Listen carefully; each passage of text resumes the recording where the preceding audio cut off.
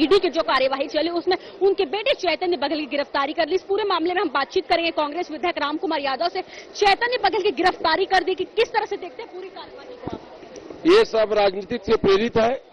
जब जब भी इस प्रदेश की सरकार, उसी देश की सरकार जब वो जवाब देने में सक्षम नहीं होता, अपने आप को असहज महसूस करते हैं, ईडी को सामने कर देते हैं। जब तमनार में हमारे भूपेश बघेल जी, हमारे पहले पंथी के नेता, चाहे चरणदास मान जी हो, दीपक बैद जी हो, टीएस बाबा जी हो, सभी विधायक वहां पर जाते हैं। इससे अडानी को बुरा लगता है और इसलिए आज ईडी की कार्रवाई करके आज वो ये बताना चाहता है कि जो ईडी के विरोध, जो अडानी के विरोध करेगा उसके घर में ईडी जाएगा, ये साफ जाहिर कर दिए। विधानसभा के अंतिम दिन और आज जो पूर्व मुख्यमंत्री भूपेश बघेल एक महत्वपूर्ण मुद्दा उठाने वाले थे, ठीक उसी दिन सुबह कार्यवाही हो जाती, क्या लगता है? आज हम लोग स्थगन लाए थे इसी विषय पर, पेड़ कटाई पर, और आज उसी दिन मतलब इस प्रकार से जो है दबाव बनाने के लिए ये साफ जाहिर है कि इस देश का इशारा जो ईडी जो करता है, जो अडानी जो करता है वही ईडी करता है, वही नरेंद्र मोदी जी करते हैं। बीजेपी कह रही कि जो कार्यवाही है अगर उससे बचना चाहती है कांग्रेस, ऐसा करे? नहीं, देखिए ये साफ जाहिर है, पूरा देश और प्रदेश देख रही है कि किस प्रकार से इस प्रदेश में, देश में ईडी के नाम पे इन लोग अपना राजनीतिक चला रहे हैं।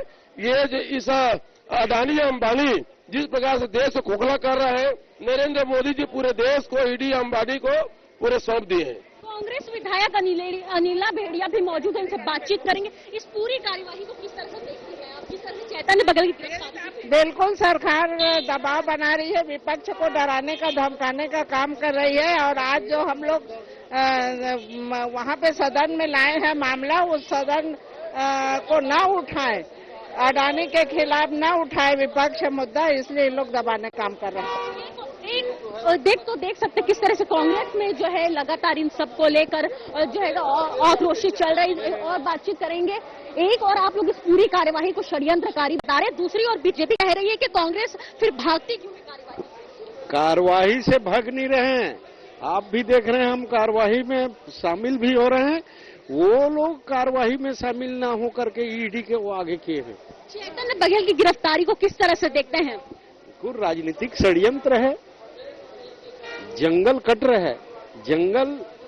रहे, उसका विरोध ना करें करके ये कर रहे हैं। तो देख सकते हैं किस तरह से लगातार जो कांग्रेस पूरी तरह से आक्रोश न रह जा रहा है।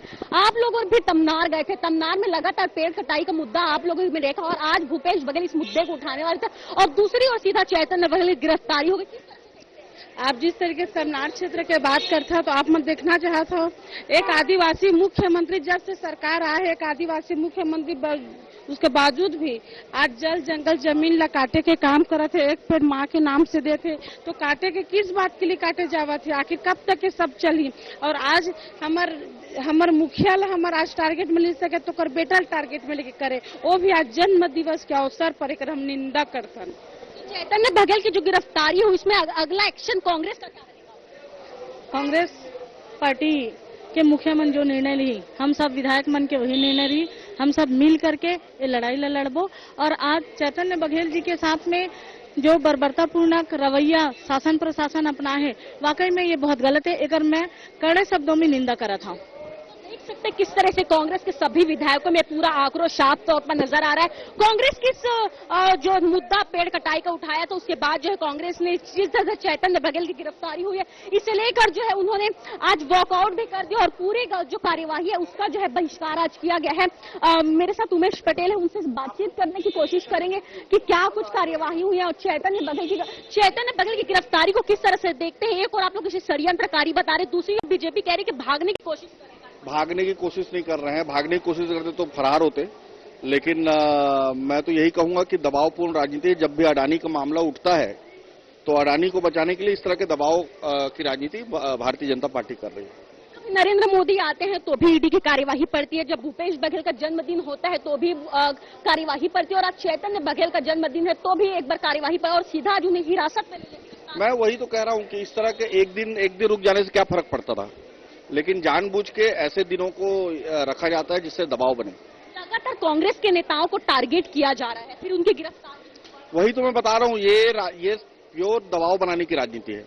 तो ये मेरे साथ उमेश पटेल भी मौजूद है, जिन्होंने बताया कि किस तरह से जो है आज पूरी सदन में कार्यवाही चली। उसके बाद बीच सदन में जो है चैतन्य बघेल की गिरफ्तारी हो जाती है। सुबह से ही आज जो ईडी लगातार पूर्व मुख्यमंत्री भूपेश बघेल में दबीज दी थी, उसके बाद जो है आज ईडी के दफ्तर अंदर पहुंचे, उसके बाद लगातार कार्यवाही चली और जैसे ही भूपेश बघेल विधानसभा में पहुंचे उसके बाद जो है उनकी गिरफ्तारी हो जाती है।